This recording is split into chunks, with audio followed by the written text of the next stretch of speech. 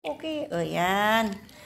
Hello, good afternoon guys. Magluluto tayo ng pananghalian. Anong oras na? 11:20. Ayan guys, magluluto ako ng tinola. Ayan, may apat na ano to. Hindi ko alam kung anong pangalan sa. Ayan, apat na hiwa. Kasi hindi ko niluto lahat yung 1 kilo kasi 3 lang kami. Si friend at saka si Princess. Yan, may papaya dyan sa gilid ng bahay. Kinuha ko na. Ayan, may luya, sibuyas, at bawang. Saka yung mga condiments, guys.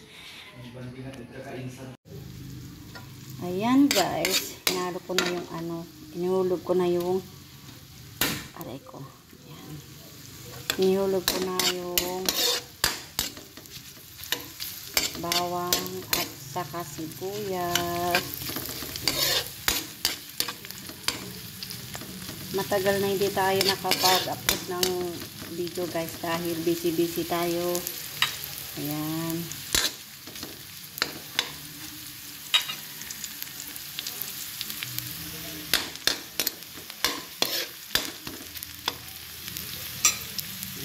Halo ko na guys yung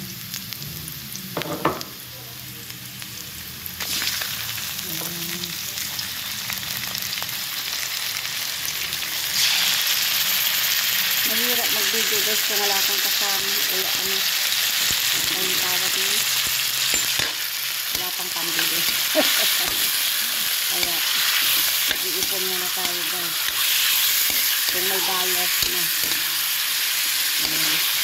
Hindi naman ano 11:30 na kumain na si friends, kaya kahit late yung ano pagluluto okay lang yun kasi kumain na siya. Nagpunta sa kapitbahay pinananay. Nag-adobo kasi sila ng atay ng manok.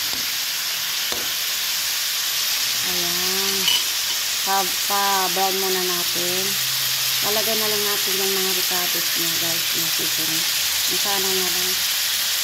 At tapos hahawa natin.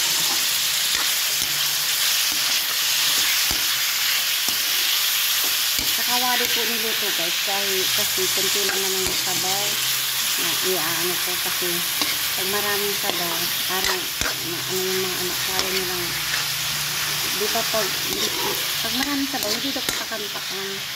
Yung sabi ko tinola dapat maraming sabaw, sabi na hindi man kayo na lang na kunting sabaw. Kunti yun na lang. Yun ang ginagawa ko. Pa-brown muna natin yung manok guys.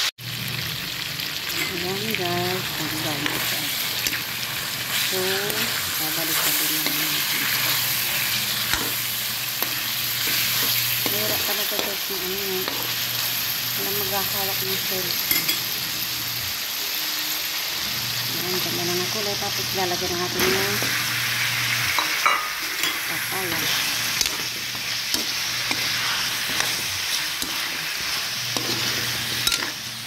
Si Prince ang nagbalat ng papaya guys kasi naglalaba ako, kaya siya ang pinagbalat ko ng papaya. Guys, napitin kasi medyo ano ba yung mulan. Yung lalagyan na natin ng tubig para yung kunti lang yung sasabaw. Kukuha ko ng malunggay, hindi ko na ano yung malunggay, kukuha ko diyan sa tubig. Kaya ganito na lang niluto ko, imbis na adobo. Dahil may patatas naman, ito na lang para makasabaw. Saka may mga gulay dyan sa gilid ng bahay. Lagyan pa natin ng konti. Yan, parang okay na yan. Mamaya pa ano natin. Kukuha ako ng malunggay. Yan guys, kumukulo na.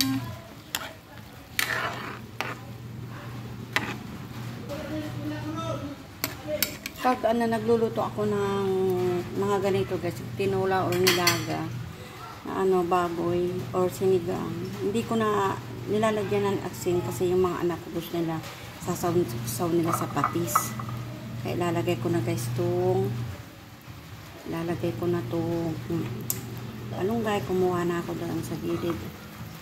At saka guys, alam niyo, hindi ko na inaalis yung mga stick ng malunggay kasi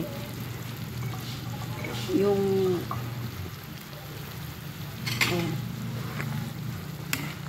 ayan guys, masarap na yan guys.